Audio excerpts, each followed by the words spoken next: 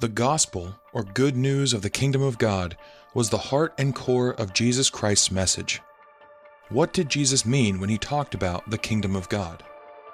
The word translated kingdom throughout the New Testament is the Greek word basileia, which denotes sovereignty, royal power, and dominion.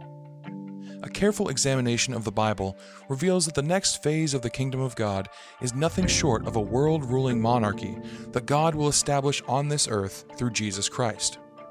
A vision explained in the book of Daniel covers prophecies from the time of Daniel to the time of Jesus Christ's second coming. Daniel understood that there would be 4 major world-ruling empires during that time. Daniel explains that in the days of the Fourth Empire, God will replace these human kingdoms with the kingdom of God. And in the days of these kings, the God of heaven will set up a kingdom which shall never be destroyed, and the kingdom shall not be left to other people.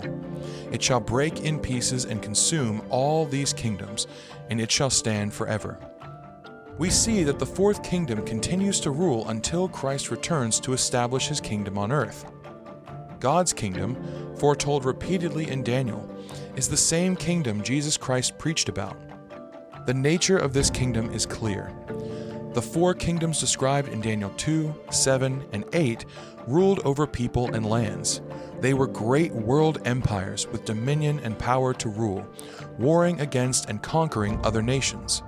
They had kings, governments, laws, and subjects.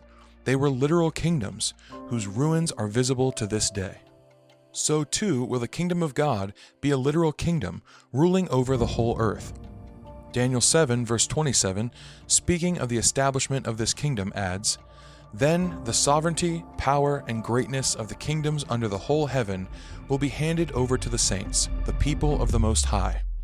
His kingdom will be an everlasting kingdom, and all rulers will worship and obey him." The wonderful news of the coming kingdom of God is the heart and core of Jesus Christ's ministry for humanity.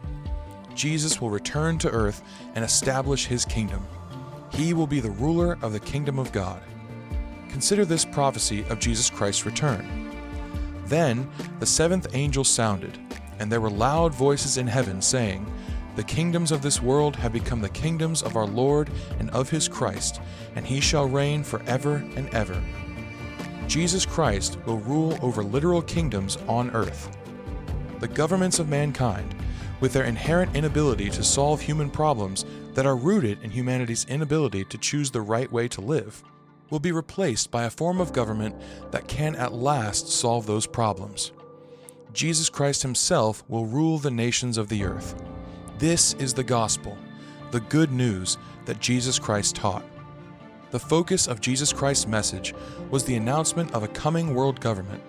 This government will not be ruled by selfishly motivated humans, but by Jesus Christ himself, and it will continue forever.